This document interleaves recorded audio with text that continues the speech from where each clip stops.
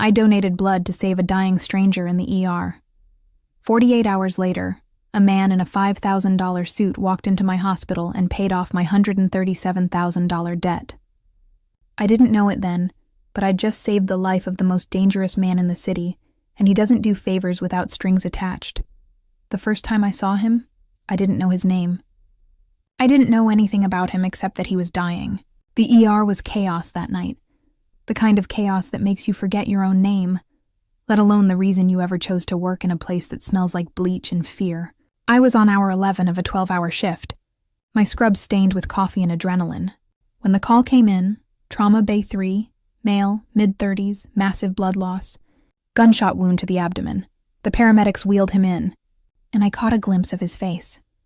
Ashen, eyes half closed, lips moving in a silent prayer or maybe a curse. I didn't have time to wonder which. Blood pressure crashing, pulse thready, skin cold and clammy. We needed blood and we needed it fast. The blood bank was running low, with the O-negative blood type almost depleted. I glanced at the chart, then at the man on the gurney, and something in me decided before my brain could catch up. "I'm O-negative," I said. The charge nurse looked at me like I'd lost my mind. "Are you sure, Emma?" I nodded, already rolling up my sleeve. The phlebotomist moved quickly, prepping my arm as the trauma team worked on the stranger. I watched as my blood filled the bag, dark and vital. And I wondered if he would ever know that a piece of me was flowing into his veins. I didn't do it for gratitude. I did it because that's what you do when someone is dying in front of you, and you have the power to help. The surgery took hours. I stayed late, hovering at the edge of the OR, watching through the glass as the surgeons worked. When it was over, the lead surgeon came out, exhaustion etched into every line of her face. "He's stable," she said, "for now." Relief washed over me, sharp and unexpected. I went home, collapsed on my bed, and slept for 12 hours straight. When I woke up, I told myself it was just another night, just another patient. But I couldn't shake the feeling that something had shifted. 48 hours later, I was back at the hospital, coffee in hand, ready for another shift.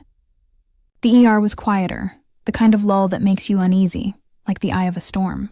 I was restocking supplies when the charge nurse found me. "There's someone here to see you," she said, her voice low. "He says it's essential." I frowned, wiping my hands on my scrubs. Visitors weren't allowed in the ER unless they were family. She led me to a small conference room near the back. The man waiting for me was not what I expected. He was tall, impeccably dressed in a charcoal suit that looked out of place in the fluorescent-lit hospital. His hair was dark, slicked back from a high forehead, and his eyes were the color of storm clouds. Cold. Unreadable. He stood when I entered, his movements smooth, controlled. "Miss Carter," he said, his voice low, accented. "Thank you for what you did." I hesitated, unsure how to respond. "I just did my job," I said, but he shook his head. "You did more than that. You gave blood. You stayed. You cared." He reached into his jacket and pulled out a slim envelope, placing it on the table between us. I stared at it, then at him. "What is this?" "A token of gratitude," he said, "for your kindness." I shook my head, pushing the envelope back toward him. "I can't accept that. It's against hospital policy." He smiled, a slight knowing curve of his lips. "It's not money, Miss Carter." "Not exactly." I frowned, curiosity warring with caution. He slid the envelope closer. "Open it." I hesitated, then picked it up, breaking the seal. Inside was a single sheet of paper, heavy and expensive. My name was printed at the top, followed by a list of numbers. At the bottom in bold was the total, $137,000, my hospital debt, paid in full. I stared at the paper, my mind struggling to process what I was seeing. "How did you—" He held up a hand, stopping me. "I have resources. I take care of those who take care of me." His gaze was steady, unblinking. "You saved my life, Miss Carter. Now I am in your debt." I opened my mouth to protest, but the words died on my tongue. There was something about him, something dangerous and magnetic, that made it impossible to look away. He reached into his pocket again, this time pulling out a business card. "If you ever need anything, call this number, day or night." He placed the card on the table, then stood, buttoning his jacket. "I will not forget what you did. Neither should you." With that, he turned and walked out, leaving me alone with the envelope and 1,000 questions. I sat there for a long time, staring at the paper in my hands. My debt gone. My life changed. I didn't know it yet, but that was only the beginning. The rest of my shift passed in a blur. I moved through the motions, checking vitals, changing dressings, offering tired smiles to patients and their families. But my mind kept circling back to the envelope in my locker. Every time I thought about it, a strange mix of relief and unease twisted in my stomach.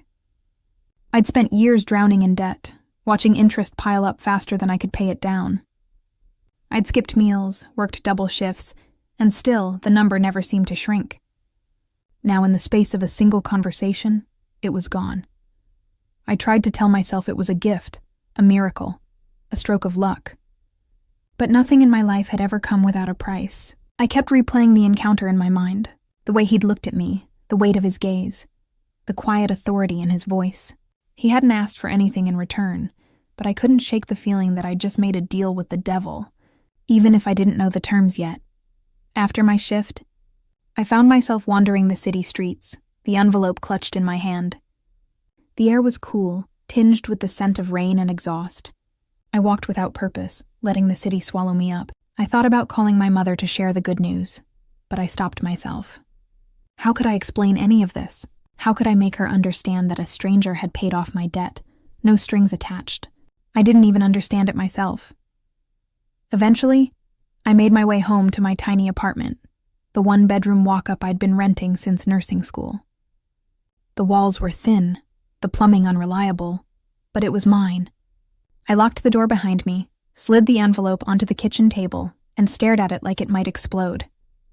I made tea, hands shaking, and tried to convince myself that everything was fine, that I was safe, that this was just a strange, generous act from a grateful patient. But as the hours ticked by, unease settled over me like a second skin. I kept thinking about the man in the suit, the way he'd said my name, the promise in his eyes. I wondered what kind of world he came from, what kind of power he wielded. I asked what he wanted from me, if anything. I wondered if I'd ever see him again. The next day, I tried to return to normal. I went for a run, made breakfast, and cleaned my apartment. But everything felt different, as if I were living in someone else's life. I kept waiting for the other shoe to drop, for the universe to correct itself. I checked my student loan account online, half expecting to see the same crushing balance. But it was real. The debt was paid and zeroed out. I sat back, stunned, and let out a shaky laugh. That afternoon, I got a call from the hospital's billing department. The woman on the other end sounded as surprised as I felt. "Miss Carter, we just wanted to confirm that your account has been settled in full. There's no outstanding balance." I stammered a thank you, hung up, and stared at my reflection in the window. Who was I now that I wasn't defined by what I owed? I tried to distract myself with errands, but everywhere I went, I felt eyes on me.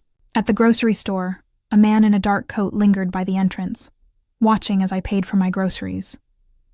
On the subway, I caught a glimpse of a familiar face in the crowd, a man with slicked back hair and a charcoal suit, just like the one from the hospital. My heart hammered in my chest, but when I looked again, he was gone. By the time I got home, my nerves were frayed. I double-checked the locks, drew the curtains, and tried to convince myself I was being paranoid. But the feeling of being watched wouldn't go away. The next morning, I woke to sunlight streaming through the window and the distant sound of sirens. For a moment, I let myself believe it was just another day, that the last 48 hours had been nothing more than a strange dream. But the envelope on my kitchen table was real, and so was the uneasy feeling that had settled in my chest. I spent the morning cleaning, scrubbing every surface in my apartment as if I could erase the anxiety clinging to me. I tried to focus on the ordinary: laundry, dishes, bills. But my mind kept drifting back to the man in the suit. I replayed our conversation over and over, searching for hidden meaning in his words, for some clue about what he wanted from me. By noon, I couldn't take it anymore. I grabbed my bag and headed out, determined to lose myself in the city. The streets were busy, the air thick with the scent of food carts and exhaust.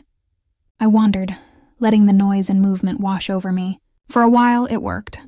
I felt almost normal, just another face in the crowd. I ended up at a small cafe near the hospital, a place I'd gone to for years. The barista greeted me by name, and I ordered my usual, grateful for the comfort of routine. I found a seat by the window and watched the world go by, trying to convince myself that everything was fine. But as I sipped my coffee, I noticed a man sitting at a table across the room. He was reading a newspaper, but every so often he glanced up, his eyes meeting mine. He wore a dark, expensive suit, and there was something about the way he held himself. Relaxed but alert. It set my nerves on edge. After a few minutes, he stood, folded his newspaper, and walked out without a word. I let out a shaky breath, telling myself it was just a coincidence. But when I left the cafe a few minutes later, I saw him standing across the street, whispering into a phone. He glanced in my direction, then turned and disappeared into the crowd. I hurried back to my apartment, my mind racing. Was I being followed? Was I in danger? It sounded wild even to me. I locked the door behind me, heart pounding, and tried to calm myself. Maybe it was nothing. Perhaps I was just jumpy after everything that had happened.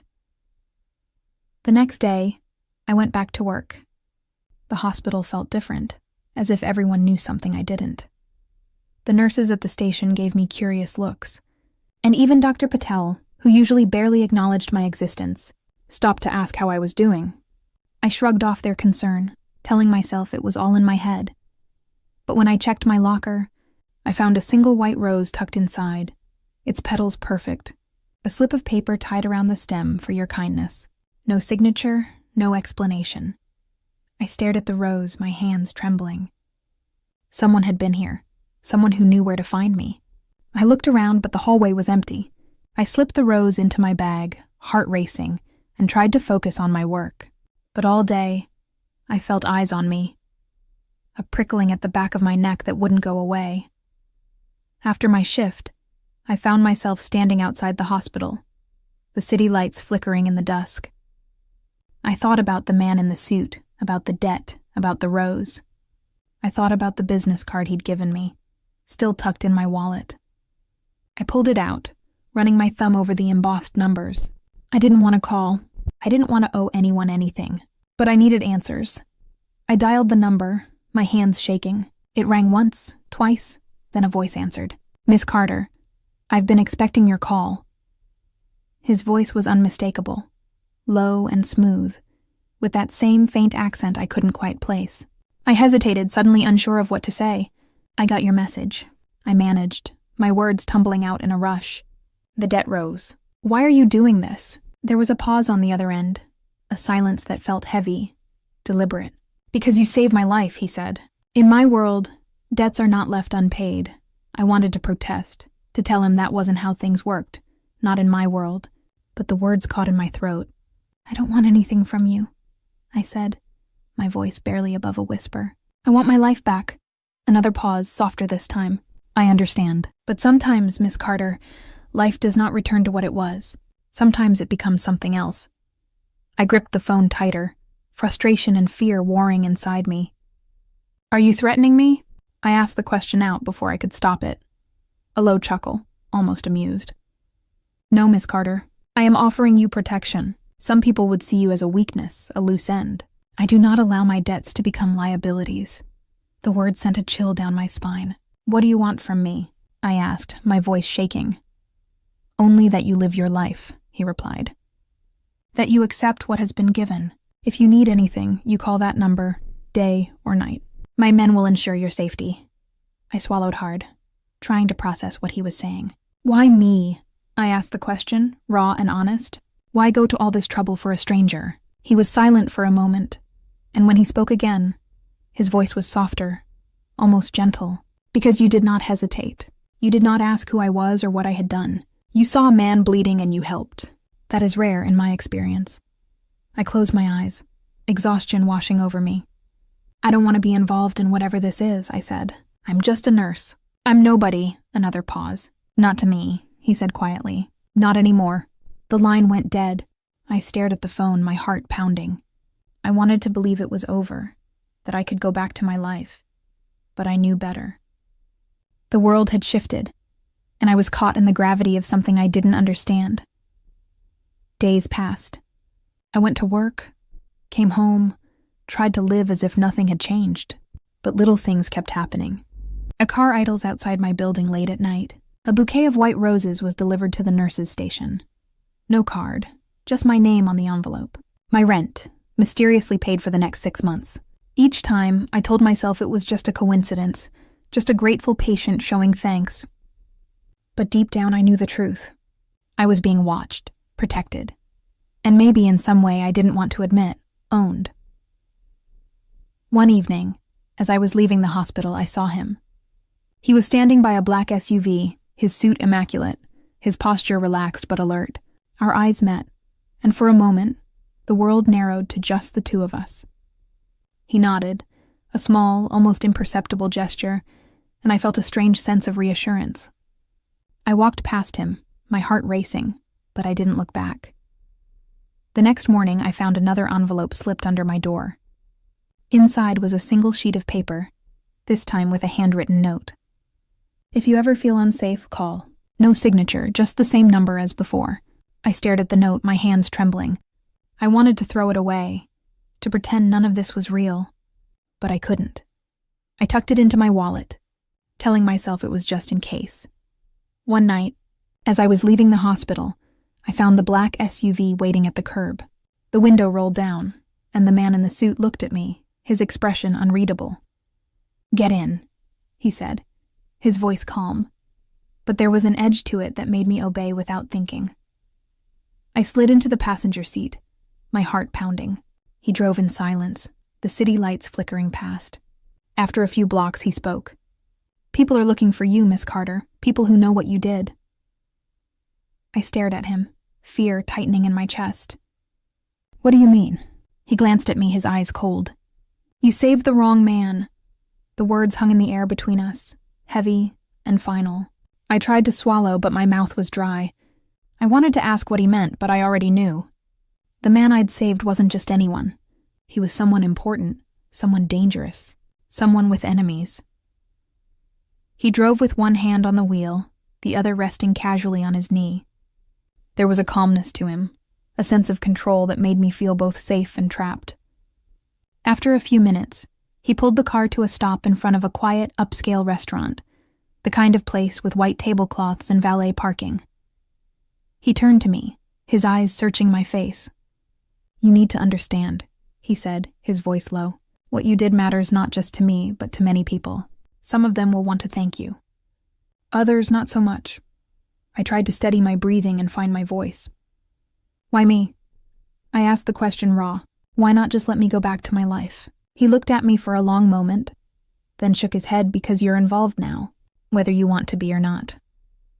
He reached into his jacket and pulled out another envelope, this one heavier than the last. Inside, I found a sleek black phone with only one number programmed into it. "Use this," he said, "for everything. Your safety, your job, your family. My men will answer." I stared at the phone, the weight of it settling in my palm. I didn't want it, didn't want any of this, but I nodded anyway. He got out of the car and came around to open my door. The gesture was old-fashioned, almost gentle, but there was nothing soft about the way he watched the street, his eyes scanning every shadow. Inside the restaurant, the staff greeted him by name, their deference obvious. We were led to a private room at the back, away from the other diners. The table was set for two, candles flickering in the dim light. He waited until we were seated before speaking again. "You have questions," he said, his tone inviting but firm. "Ask them." I hesitated, unsure where to start. "Who are you?" I finally managed. He smiled, a slight rueful curve of his lips.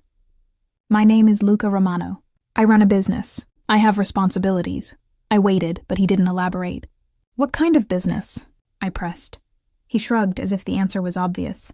"The kind that requires loyalty. The kind that makes enemies."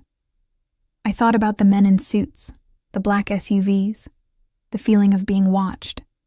I thought about the debt, the roses, the phone in my hand. "Are you in the Mafia?" I asked, my voice barely above a whisper. He didn't flinch, didn't deny it. "I am who I need to be," he said. "For my family, for my people, for those who show me loyalty." He leaned forward, his gaze intense. "You showed me loyalty, Miss Carter. You saved my life when you didn't have to. That means something to me. I looked down at my hands, unsure what to say. I didn't do it for you, I said quietly. I did it because it was the right thing to do. He nodded, as if he understood. That's why it matters. That's why you matter. The food arrived, but I barely touched it. My appetite was gone, replaced by a gnawing sense of dread. I wanted to ask what would happen next, but I was afraid of the answer. After dinner, he walked me back to the car. The city felt different now. Every shadow a threat, every stranger a potential enemy. He opened the door for me, then paused, his hand resting lightly on my arm. You're safe, he said, his voice soft. As long as you're under my protection, no one will touch you. I wanted to believe him, wanted to trust the promise in his eyes, but I couldn't shake the feeling that my life was no longer my own. He drove me home in silence, the tension between us thick and unspoken. When we reached my building, he walked me to the door, his presence a silent warning to anyone watching. I fumbled with my keys, my hands shaking. He waited until I was inside before turning to leave. I watched from the window as the black SUV disappeared into the night, my heart pounding in my chest. Inside, I sat on the edge of my bed, the new phone in my hand. I scrolled through the contacts, just one number, no name. I thought about calling, about asking for answers, but I was too tired, too overwhelmed. I set the phone on the nightstand and crawled under the covers, hoping for dreamless sleep. But sleep didn't come. I lay awake, listening to the sounds of the city, replaying every moment of the night. I thought about Luca Romano, about the world he came from, about the debt I'd paid and the one I'd inherited. I wondered if I would ever feel safe again, if I would ever be able to go back to the life I'd known. As dawn crept in through the window, I realized the truth. I was no longer just a nurse. I was something else now, something I didn't yet understand. The days that followed blurred together, each one colored by a new kind of vigilance. I went through my daily routines, showering, dressing, walking to work, but everything felt altered, as if the world had shifted on its axis. I noticed things I'd never paid attention to before, the way a car idled too long at the curb, the unfamiliar faces in the hospital lobby, the subtle nods exchanged between men in expensive suits. At work, the other nurses started to notice the change in me. You look tired, Emma, they'd say. Or is everything okay at home? I'd force a smile, brush off their concern, but the truth was, I hadn't slept through the night since that dinner with Luca Romano. Every time I closed my eyes, I saw his face, calm, controlled, dangerous. I heard his voice, promising protection, warning of threats I couldn't see. One afternoon, as I was finishing up a shift, I found a note in my locker. It was written in neat, slanted handwriting. Meet me at the park on the 5th at 7 p.m. Come alone. My heart skipped a beat. There was no signature, but I knew who it was from. The park was nearly empty when I arrived, the last light of day fading behind the trees. I spotted him sitting on a bench beneath a street lamp, his silhouette unmistakable. He looked up as I approached, his expression unreadable. Thank you for coming, he said, gesturing for me to sit. I hesitated, then sat beside him, my hands clenched in my lap. I wanted to see you outside the hospital, he said quietly, away from all the eyes and ears. I nodded, unsure what to say. He studied me for a moment, then reached into his coat and pulled out a small velvet box. He opened it, revealing a delicate gold necklace, a single white rose pendant glinting in the light. For you, he said, a token of gratitude. I stared at the necklace, unsure whether to accept it. It's beautiful, I said, my voice barely above a whisper. But I can't. He shook his head, cutting me off. It's not payment, Emma. It's a thank you. Nothing more. I hesitated, then took the necklace, feeling the cool weight of it in my palm. Thank you, I said, feeling inadequate. He leaned back, his gaze fixed on the darkened path ahead. I know this isn't what you wanted, he said. I know you didn't ask for any of this, but you need to understand. My world is not like yours. Loyalty is everything. Debts are sacred. I nodded, the truth of his words settling over me like a shroud. What happens now? I asked, my voice trembling. He was silent for a long moment. "Now you live your life," he said finally. "You go to work, you see your friends, you do what you've always done. If you ever feel unsafe or if anyone approaches you, please call the number. My men will handle it." We sat in silence for a while, the city humming around us. Finally he stood, smoothing his coat. "I have to go," he said. "There are things I must attend to." He hesitated, then reached out, brushing a strand of hair from my face. "Be careful, Emma. Some people would use your kindness against you." I nodded, unable to speak. He turned and walked away, his figure swallowed by the darkness. I sat on the bench for a long time after he left, the necklace clutched in my hand. I thought about everything that had happened. The blood, the debt, the roses, the warnings. I wondered if I would ever feel normal again, if I would ever be able to trust the world around me. I slipped the necklace around my neck, the pendant cool against my skin, and made my way home. The next morning, I found another note slipped under my door. This one was shorter, more urgent. "Be careful, they're watching." I stared at the words, my heart pounding. I didn't know who they were, but I knew enough to be afraid. Everywhere I went, I felt eyes on me. At the grocery store, on the subway, even in the hospital corridors. I started to wonder if I was losing my mind, if the stress and fear were making me see threats where there were none. But then, one evening as I was leaving work, I saw a man standing across the street watching me. He wore a dark coat, his face hidden in shadow. When our eyes met, he smiled, a slow, cold smile that sent a chill down my spine. I quickened my pace, heart thudding in my chest, every instinct screaming at me to get away. I didn't look back, didn't stop until I was inside my building, the door locked behind me. My hands shook as I fumbled for the phone Luca had given me. I stared at the single number, my thumb hovering over the call button. For a moment, pride and fear warred inside me. I didn't want to be the kind of person who needed protection, who lived in fear, but I also didn't want to be a victim. I pressed the button. The phone rang once before a voice answered. "Miss Carter." The voice was calm and professional, not Luca's, but someone who worked for him. "I saw someone watching me," I said, my voice barely steady, across from the hospital. He smiled at me. There was a pause. Then the voice replied, "Stay inside. Someone will be there in 5 minutes. Please don't open the door for anyone but us." I hung up, my breath coming in shallow bursts. I moved away from the door, checking the windows, making sure the locks were secure. I tried to calm myself, reminding myself that I was safe and that help was on the way. But the minutes stretched out, each one heavier than the last. True to their word, there was a knock at my door exactly 5 minutes later. I peered through the peephole and saw 2 men in dark suits, their faces familiar from the hospital. "Miss Carter?" one of them called softly. "We're here to escort you." I opened the door, relief flooding through me. They moved with quiet efficiency, checking the hallway, making sure I was safe before leading me downstairs to a waiting car.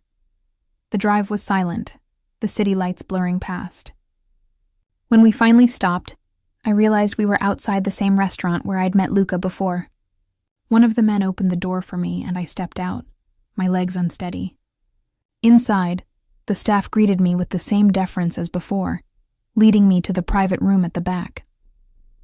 Luca was already there, standing by the window, his posture tense. When he saw me, his expression softened, just a fraction. "Are you all right?" he asked, his voice low. I nodded, though I wasn't sure it was true. "Someone was watching me," I said. He smiled at me. Luca's jaw tightened. "Did he follow you?" I shook my head. "I don't think so. Your men got there fast." He nodded, then gestured for me to sit. I did, my hands still trembling. Luca poured me a glass of water, his movements careful, controlled. "You did the right thing," he said. "If you ever feel unsafe, you can call. No hesitation." I nodded, clutching the glass like a lifeline. "Who was he?" I asked. "One of the people you warned me about?" Luca was silent for a moment, then nodded. "Some people want to hurt me, Emma. People who would use you to get to me. That's why you're being watched. That's why you need protection." He reached across the table, his hand covering mine. "I know this isn't fair," he said quietly. I know you didn't ask for any of this, but you saved my life. That means you're part of my world now, whether you want to be or not. I looked at him, searching his face for any sign of deception, but all I saw was sincerity and something else, something like regret. We sat in silence for a while, the weight of everything unsaid hanging between us. Finally, Luca spoke. I can move you somewhere safer if you'd like. Somewhere no one will find you. I shook my head. I can't just disappear. I have a job, a life. He nodded as if he'd expected my answer. Then you need to be careful. Trust no one. If anyone you don't know approaches you, you call me. Promise me. I promised, though I wasn't sure what good it would do. I felt like I was living in a story that wasn't mine. A story where the rules had changed. And I didn't know how to play. Luca squeezed my hand, then let go, his expression unreadable. I'll have someone watch your building, he said. You won't see them, but they'll be there. I nodded, too tired to argue. He stood smoothing his jacket. I'll have a car take you home, if you need anything. Anything at all, you call. He hesitated, then leaned down, pressing a kiss to my forehead. Be safe, Emma. I watched him go, the door closing softly behind him. The ride home was quiet. When I got inside, I checked the windows, the locks, and every corner of the apartment. I tried to sleep, but every time I closed my eyes, I saw that smile, felt the weight of unseen eyes. A few days later, Luca called me. Meet me at the park, he said, same place as before. I went, my nerves raw. He was waiting for me, his posture tense. There's been a development, he said without preamble. The man who watched you outside the hospital. He's not one of mine. He's with a rival family. They know about you. They know you saved me. The words hit me like a punch. What does that mean? I asked, my voice barely steady. It means you're a target, he said. They think you're important to me. They think they can use you to get to me. I felt the world tilt beneath my feet. What do I do? I whispered. Luca's eyes softened just a little. You trust me, he said. You let me protect you. I nodded, though I wasn't sure I had any choice. He reached for my hand, his grip warm and steady. I know this is hard, Emma. I know you didn't ask for any of this, but you're not alone. I'll keep you safe. I wanted to believe him, wanted to trust the promise in his eyes. We sat in silence for a while, the city moving around us. Finally, Luca spoke. Please stay with me for a while. My place is secure. You'll be safe there. I hesitated. The thought of leaving my apartment, my life, was terrifying. But the memory of that smile, of the note in my locker, decided for me. Okay, I said quietly. I'll come. That night, Luca sent a car for me. I packed a small bag, just the essentials, not knowing how long I'd be gone. The driver was polite, silent, his eyes never meeting mine in the rearview mirror. We drove through the city, past neighborhoods I'd never seen, until we reached a gated building with security cameras and a doorman who greeted me by name. Luca was waiting in the lobby, his presence a strange comfort. He led me upstairs to a spacious apartment overlooking the city. The space was immaculate, with clean lines and soft light, yet it felt lived in and personal. There were books on the shelves, art on the walls, a faint scent of coffee in the air. This is your home now, he said, for as long as you need it. I wandered through the rooms trying to make sense of it all. The bedroom was warm and inviting, the bed piled high with pillows. There was a vase of white roses on the nightstand, their scent filling the air. I set my bag down, feeling the weight of exhaustion settle over me. Luca watched me from the doorway, his expression unreadable. If you need anything, he said, anything at all, you call me. I nodded, too tired to argue. He hesitated, then crossed the room, pulling me into a gentle embrace. I stiffened at first, then let myself relax, the tension draining from my body. You're safe here, he whispered. I promise. That night, for the first time in weeks, I slept without fear. Morning in Luca's apartment felt different from any morning I'd known. Sunlight spilled across the hardwood floors, painting the walls in gold. For a moment, I let myself believe I was just another woman waking up in a beautiful home, not a nurse hiding from men who wanted to use her as leverage. I wandered into the kitchen, drawn by the smell of fresh coffee. Luca was there, already dressed, reading the news on his phone. He looked up when I entered, his expression softening. "Did you sleep well?" he asked. I nodded, pouring myself a cup, grateful for the normalcy of the moment. We sat together in companionable silence, the city humming far below. I found myself watching him, searching for the man beneath the suit, the one who had risked everything to protect me. He caught my gaze and smiled, a genuine smile, not the careful mask he wore in public. "I'm glad you're here, Emma," he said quietly. After breakfast, Luca showed me around the apartment. There was a small library, shelves lined with books in several languages. A study with a massive desk, papers stacked in neat piles, a balcony overlooking the city, the view stretching for miles. "This is your home," he said again, as if saying it would make it accurate. "You can go anywhere, do anything. Just be careful." The day passed slowly. I tried to read, to distract myself, but my mind kept drifting. I thought about my old apartment, my job, the life I'd left behind. I wondered what my coworkers thought, if they missed me, if they worried. I checked my phone, half expecting to see messages from the hospital, but there was nothing. Luca had taken care of everything. They called in sick for me, arranged for my bills to be paid, and even sent flowers to my mother with a note in my name. It was thoughtful, but it made me feel invisible, as if my life could be managed with a few phone calls and a credit card. In the afternoon, Luca had to leave for a meeting. He gave me a list of numbers to call if I needed anything, and promised he'd be back before dinner. I watched him go, the door closing softly behind him, and felt a pang of loneliness. The apartment was quiet, too quiet. I wandered from room to room, touching the spines of books, tracing the patterns in the rugs, trying to make the space feel like mine. I ended up on the balcony, and the city spread out below me. The air was cool, tinged with the scent of rain. I closed my eyes, letting the wind tangle my hair, and tried to remember who I was before all this. Before Luca, before the debt, before the fear. I thought about the night in the ER, the blood, the urgency, the way I'd acted without thinking. I wondered if I would do it again, knowing what I know now.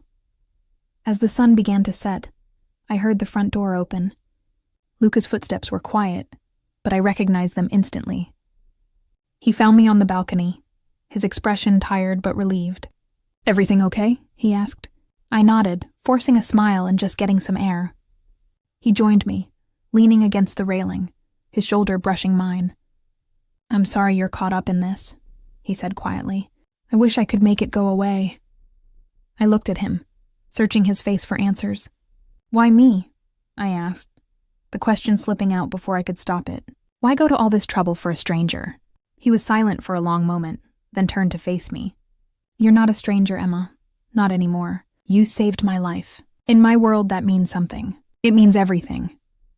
I wanted to believe him, wanted to trust the sincerity in his eyes, but I couldn't shake the feeling that there was more to the story, that I was missing something important. I thought about the men who wanted to hurt him, about the notes, the threats, the constant vigilance. I wondered if I would ever be free of this world, if I would ever be able to go back to the life I'd known. We stood together in silence, the city lights flickering on one by one. Finally, Luca spoke. "I know this is hard," he said. "I know you're scared, but you're not alone. I'll protect you." I nodded, the words feeling both comforting and terrifying. That night, we ate dinner together, and our conversation was easy, just like almost every other day. For a little while, I let myself forget about the danger, the fear, the uncertainty. I let myself believe that I could have a life here, that I could be happy. But as I lay in bed, listening to the city outside, I knew the truth. My life would never be the same. I was part of Luca's world now, for better or worse. The days in Luca's apartment began to blur together, each one marked by a strange mix of comfort and unease. I found myself settling into a routine, waking to the smell of coffee, reading in the sunlit library, and sharing quiet meals with Luca. He was attentive, always making sure I had what I needed. But there was a distance in him too, a part of himself he kept carefully guarded. Sometimes I caught him on the phone, speaking in rapid Italian, his voice low and urgent. Other times, he would disappear for hours, returning with a new tension in his shoulders, a shadow in his eyes. I tried to stay busy, making the apartment feel like home.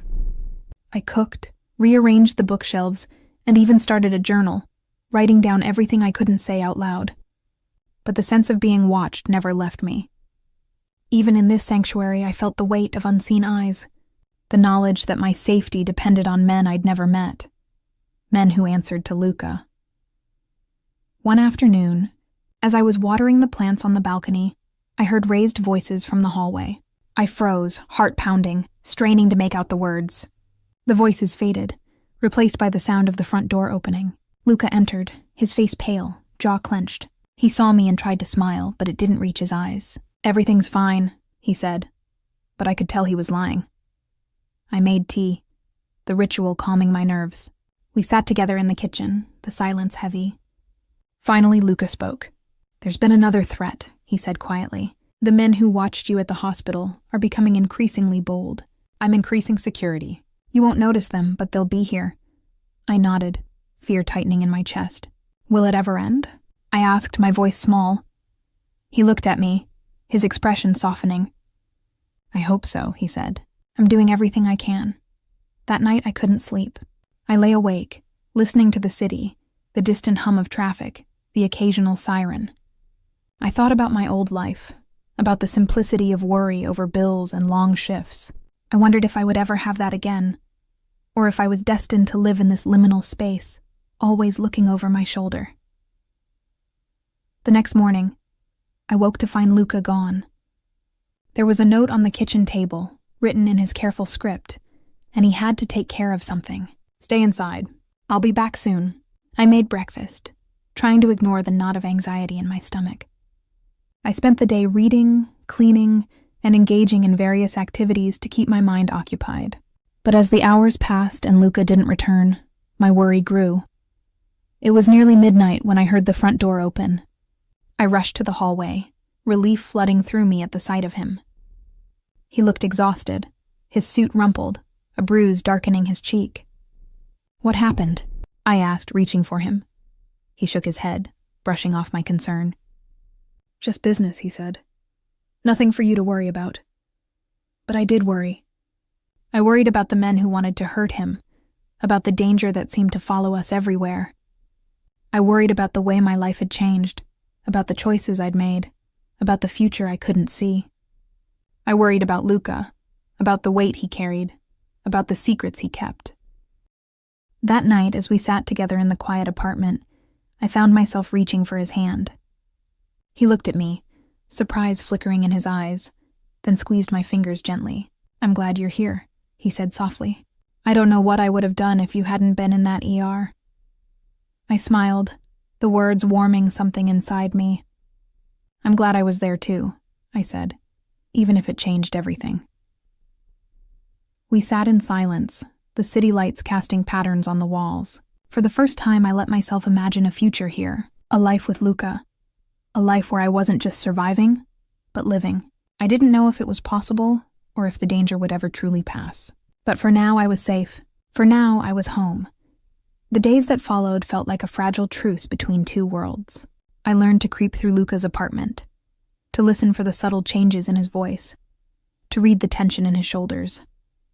I learned to accept the presence of security, the silent men who drifted in and out of the background, always watchful, always alert. I learned to live with uncertainty, to find small moments of peace in the midst of chaos. Sometimes, in the early morning, I would stand on the balcony and watch the city wake, the streets below coming alive with possibility. In those moments, I almost believed I could have a future here, that I could build something new from the wreckage of my old life. Luca was different too. He was softer with me, more open, letting me see glimpses of the man beneath the armor. He told me stories about his childhood, including his mother's garden, and the first time he realized the world was not a safe place. He listened when I talked about nursing school, about my family, about the dreams I'd put on hold. We found comfort in each other, a kind of understanding that didn't need words. Some nights, we would sit together in the dark, sharing secrets and silences, the city lights flickering beyond the glass. But the danger never truly left us. One evening, as we were finishing dinner, Luca's phone buzzed. He glanced at the screen, his expression hardening. "I have to go," he said, already reaching for his jacket. "I'll be back soon." I watched him leave, fear coiling in my chest. Hours passed. I tried to distract myself with a book, music, or anything else that would keep my mind from spiraling. But every sound from the hallway made me jump. Every shadow seemed to move.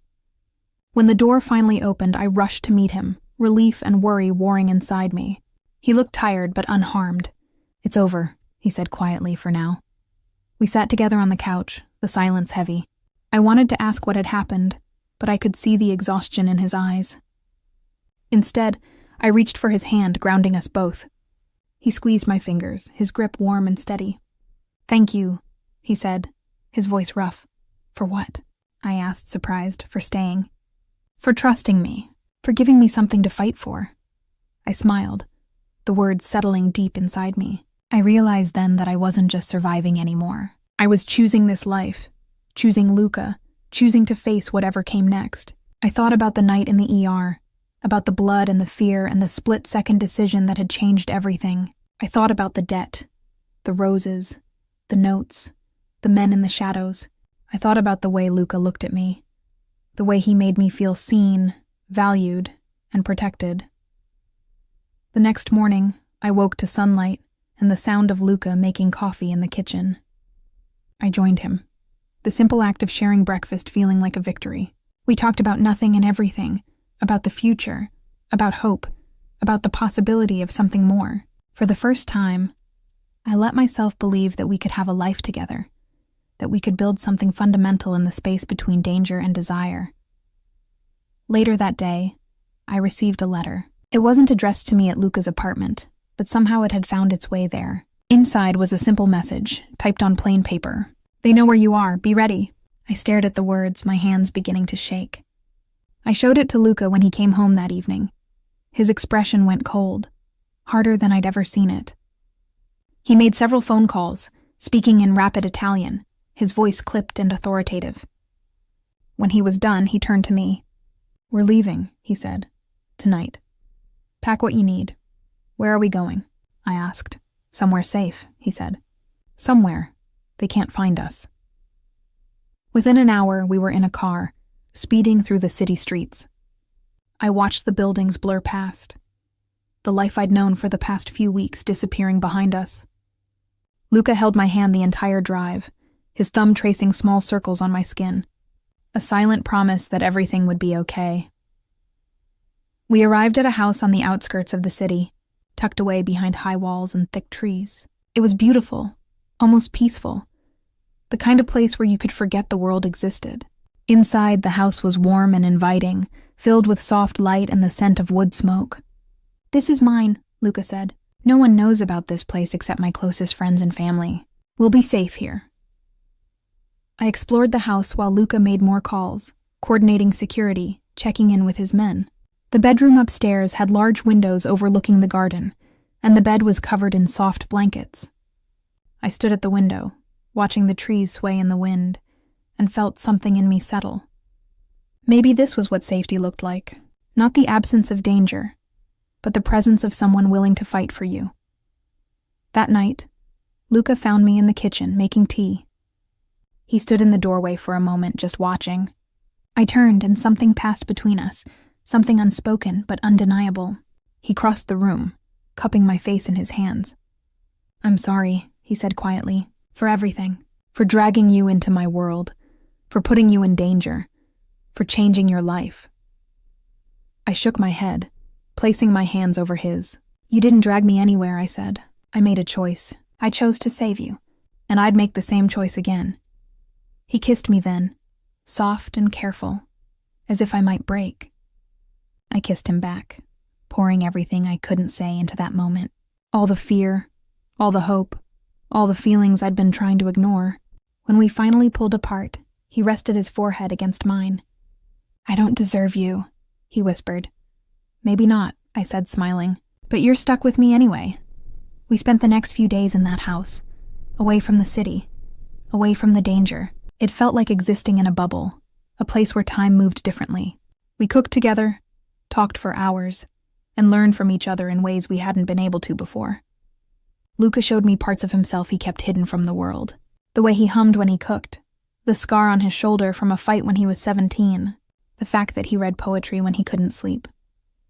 I told him about my father, who died when I was 12, about the medical debt that had started with my mother's illness, about the dream I'd had of opening a free clinic someday. He listened, really listened, and I felt seen in a way I never had before. One evening, as we sat on the porch watching the sunset, Luca spoke. "I've been thinking," he said, "about us, about what happens next." I waited, my heart beating a little faster. "I can't promise you an everyday life, Emma.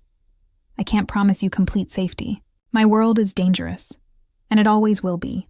But I can promise you this. I will do everything in my power to protect you. I will be honest with you, and I will never take your choice away from you.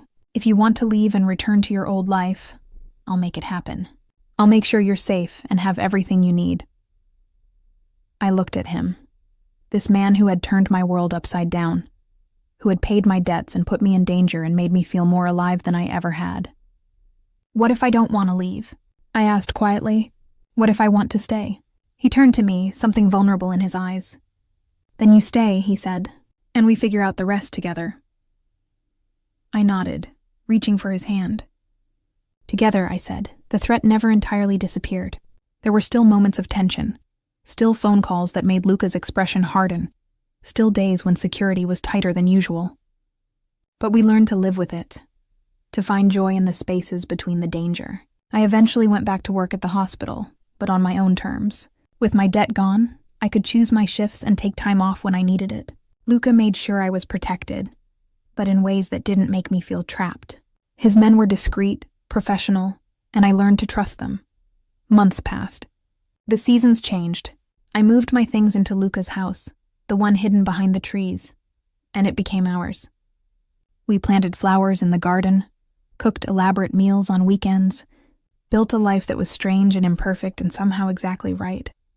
One night, almost a year after that first night in the ER, I found myself standing in the same trauma bay where I'd saved Luca's life. It was quiet. The chaos of the day had finally settled.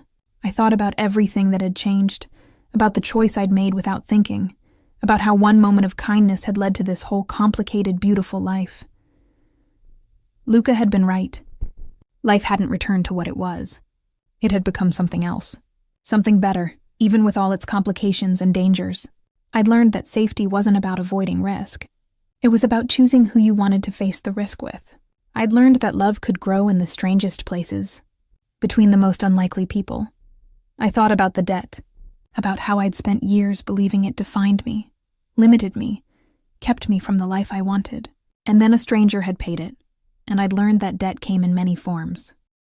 The kind measured in dollars and the type measured in loyalty, in gratitude, in the bonds we form with each other. I'd saved Luca's life, and in return, he'd saved mine. Not by paying my debt, but by showing me that I was worth protecting, worth fighting for, worth loving.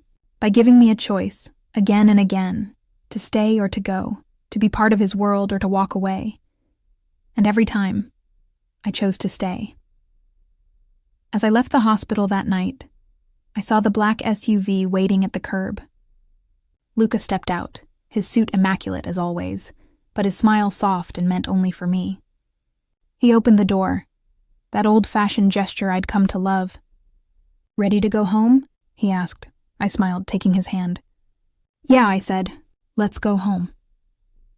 We drove through the city, past my old apartment building, past the cafe where I'd first felt the weight of being watched, past all the places that marked the journey from who I was to who I'd become. The city lights flickered like stars, and Luca's hand was warm in mine, and for the first time in longer than I could remember, I felt completely, utterly at peace. Because I'd learned the most important lesson of all. Kindness changes lives, sometimes in ways you never expect. One act of compassion, one moment of choosing to help instead of looking away, can set everything in motion. It can save a life, erase a debt, create a love story in the most impossible circumstances. I'd donated blood to save a stranger, and 48 hours later, my entire world had changed. I'd been terrified, confused, thrust into a dangerous world I didn't understand. But I'd also been brave. I'd made choices, taken risks, and opened my heart to possibility. And in the end, it wasn't the Mafia king who bought my hospital debt. It was a man named Luca who showed me that the most outstanding debt we owe is to ourselves, to live fully, to choose boldly, to love fearlessly, even when the world is dangerous and the future is uncertain. As we pulled up to the house behind the trees, the place that had become home, I looked at Luca and saw my future. Not perfect, not safe, but genuine and honest and filled with more love than I'd ever imagined possible. And I knew beyond any doubt that I would make the same choice again. I would save him again. I would stay again. I would choose this life, this love, this beautiful, complicated, dangerous, perfect story we were writing together. Because some debts are worth incurring, some risks are worth taking, and some strangers are worth saving, even if it changes everything, especially if it changes everything. The first year with Luca taught me that love in his world came with its own language. A language of glances across crowded rooms, of coded phone calls, of understanding when not to ask questions. I learned to read the tension in his shoulders when a deal went wrong, to recognize the names of the families he did business with, to know which phone calls meant danger and which meant opportunity. But I also learned softer things. The way he took his coffee was black with just a hint of sugar. The fact that he couldn't sleep without checking the locks twice was telling. How he'd stand at the window some nights, staring out at the city, carrying the weight of decisions I'd never fully understand. And I learned that beneath the suits and the authority and the danger, he was just a man trying to protect the people he loved. We found our rhythm, Luca and I. I worked my shifts at the hospital, saving lives in the bright fluorescent chaos of the ER. He ran his empire from the shadows, making deals and managing territories and doing whatever it was that men like him did. And in between we had our stolen moments, quiet breakfasts on the porch, late-night conversations in the dark, lazy Sunday mornings when the world felt far away. My mother met him eventually. I'd been putting it off, terrified of what she'd think, what she'd see. But Luca insisted. "If you're part of my life," he said, "then I need to be part of all of yours." So we drove upstate one Saturday, to the small house where I'd grown up, and I watched as this dangerous man who commanded respect from hardened criminals charmed my mother with stories and helped her fix the loose board on her back steps. She pulled me aside as we were leaving, her eyes sharp with the knowing that only mothers have. "He's not what I expected," she said. "I know what he is, Emma. I'm not blind. But I also notice how he looks at you. It's as if you're the only thing in the world that matters. Just promise me you're being careful." "I am," I told her, and I meant it. I was careful with my heart, thorough with my trust, careful with the life I was building. But I was also learning that being careful didn't mean being afraid. It meant being intentional, making choices with open eyes. At the hospital, my colleagues eventually stopped asking questions about the flowers that appeared regularly at the nurses' station, about the town car that sometimes picked me up after late shifts, about the way I'd changed. I was still the same Emma who worked hard, cared deeply, and stayed late for complex patients. But there was a confidence in me now, a sense of certainty that came from knowing exactly who I was and what I wanted.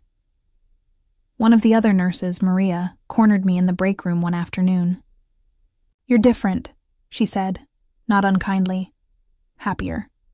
I smiled, pouring coffee into my thermos. "I am," I admitted. She studied me for a moment. "He treats you right?" she asked. "Ya mystery man?" I nodded. "He does." She smiled. "Then that's all that matters." But life with Luca wasn't always easy. There were nights when he came home with blood on his shirt, refusing to tell me what happened, insisting it wasn't his. There were times when I'd wake up alone, finding a note on his pillow saying he'd had to leave suddenly, wouldn't be back for days. There were moments when I'd catch him on the phone, his voice cold and hard, speaking in rapid Italian about things I didn't want to understand. And there were the threats. They never entirely stopped. Every few months something would happen. A rival family is making moves, a business deal has gone wrong, and someone is testing Luca's power. Each time, security would tighten. The men watching me would multiply. Luca would grow distant, preoccupied, the weight of his world pressing down on both of us. The worst was about 18 months after we met. I was at the hospital in the middle of a trauma when 3 men in suits walked into the ER. Not Luca's men. I knew that immediately. They lacked the careful deference of his people, the subtle hand signals, and the quiet coordination. These men moved differently, predatory, dangerous. One of them approached the nurse's station. "We're looking for Emma Carter," he said, his accent thick, Eastern European maybe. My blood ran cold. I was standing 10 feet away, my hands covered in a patient's blood, my name badge clearly visible. The charge nurse, bless her, didn't even glance in my direction. "There's no one here by that name," she said firmly. The man smiled, cold and knowing. "That's strange," he said, "because we were told she works here." He pulled out his phone and showed her a picture. "This is my picture, taken outside the hospital just days ago." I felt ice spread through my chest. The security guard at the entrance was already moving closer, hand on his radio. And somewhere I knew Luca's men would be mobilizing. The standoff lasted only seconds, but it felt like hours. Finally, the man pocketed his phone. "Tell Miss Carter," he said, his voice carrying across the ER, "that we'll be seeing her soon." Then they left, walking out as calmly as they'd entered. My hands were shaking so badly that I had to step away from the trauma bay. Another nurse took over while I ducked into the supply closet, fumbling for the phone Luca had given me. I called the number and it rang once before someone answered. "They were here," I said, my voice barely steady, "at the hospital. 3 men? They were looking for me. Stay where you are," the voice said. "We're 2 minutes out. Don't leave the building. Don't go anywhere alone." I stayed in the supply closet, my back against the wall, listening to my heart hammer in my chest. I thought about those men, about the way they'd moved, about the promise in their voices. I thought about Luca, about the world I'd chosen, about the price of loving a man like him. When Luca's men arrived, they were like a force of nature. 6 of them, moving through the hospital with silent efficiency, checking every exit, every room, creating a perimeter. One of them found me in the supply closet. "Miss Carter," he said gently, "we need to get you out of here. Mr. Romano is waiting." They escorted me out through a back entrance I'd never even known existed, surrounded me as we moved to the waiting cars. And there, standing by the lead vehicle, was Luca. His face was pale, his jaw tight, and when he saw me, something in his expression cracked. He pulled me into his arms, holding me so tightly I could barely breathe. "Are you hurt?" he asked, his hands running over me, checking for injuries. "Did they touch you?" "No," I said. "They just showed my picture. They said they'd be seeing me soon." His expression went dark, dangerous in a way I'd never seen before. "Over my dead body," he said quietly. Then he looked at his men. "I want everyone on this. Find out who sent them, where they're staying, and what they want. And I like it done by tonight." We went back to the house behind the trees, the one that had become our sanctuary. But this time it felt different. The walls seemed thinner, the security less confident. I sat on the couch, still in my scrubs and shaking, as Luca paced, made phone calls, and coordinated his response. When he finally sat down beside me, hours later, he looked exhausted. "I'm sorry," he said. "This is my fault. You were right to be afraid. I should never have brought you into this world." I turned to him, reaching for his hand. "I chose this," I reminded him. "I chose you. I knew what I was getting into." He shook his head. "You knew in theory," he said. "But this, Emma, this is real. These men don't make empty threats. They will hurt you to get to me. And I won't let that happen. So what do we do?" I asked. He was quiet for a long moment. "I'm handling it," he said finally. "By tomorrow, they'll know that touching you means war. And no one wants war with me. Not over this." I wanted to ask what that meant, what he would do. But I also knew better. This was his world, and some things I was better off not knowing. Instead, I leaned against him, letting him wrap his arms around me, finding comfort in his solid presence. That night, I couldn't sleep. I lay in bed, listening to Luca's breathing and feeling the warmth of his body beside me as I thought about choices. About the choice I'd made in the ER that first night. About the choice to stay when I could have walked away. About the choice to love a man whose world was built on violence and loyalty. and codes I barely understood. And I realized something. I didn't regret any of it. Not the fear, not the danger, not the complications. Because along with all of that came something I'd never had before.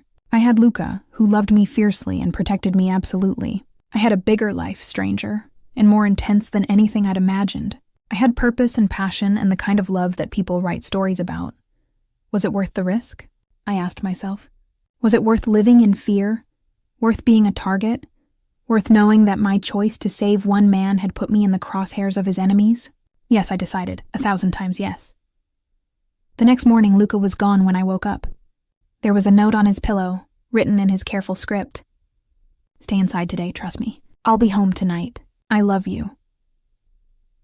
I spent the day at home, trying to distract myself with books, cooking, and anything that would keep my mind from spiraling.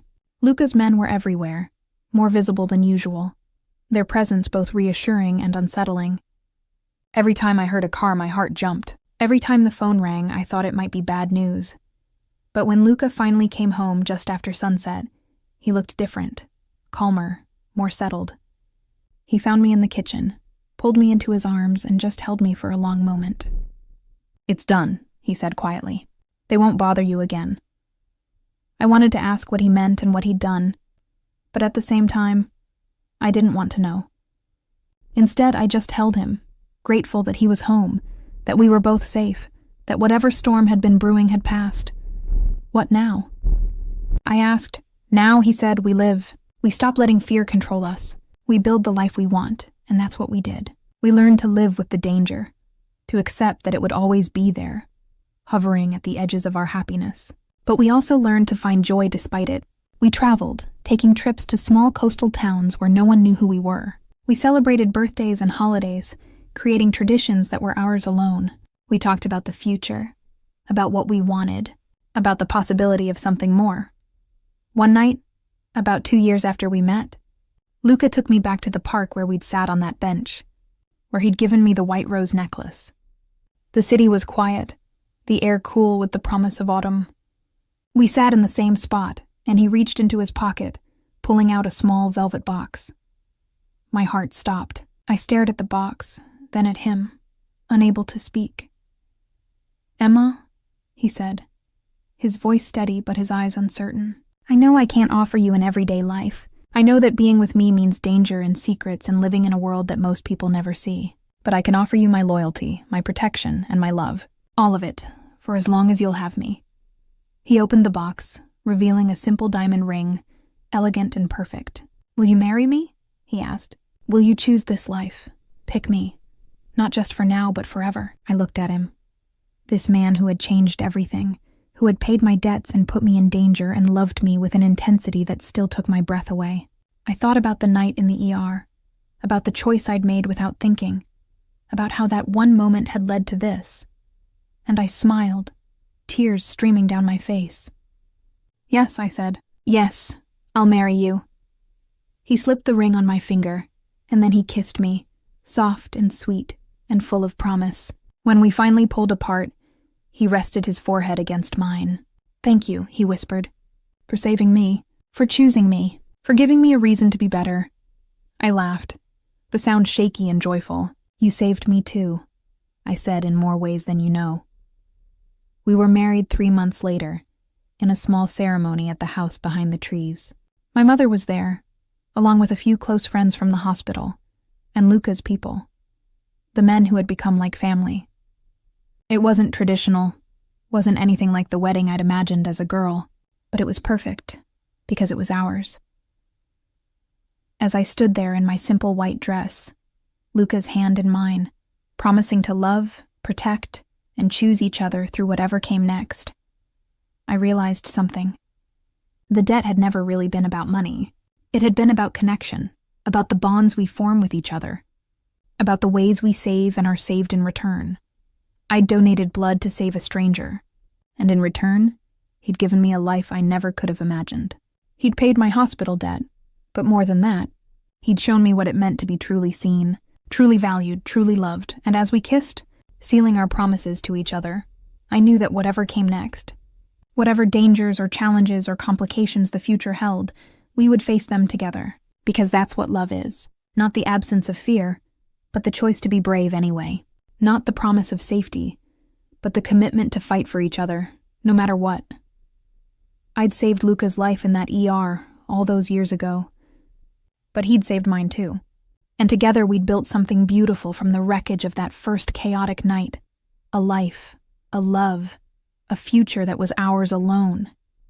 And I wouldn't change a single thing.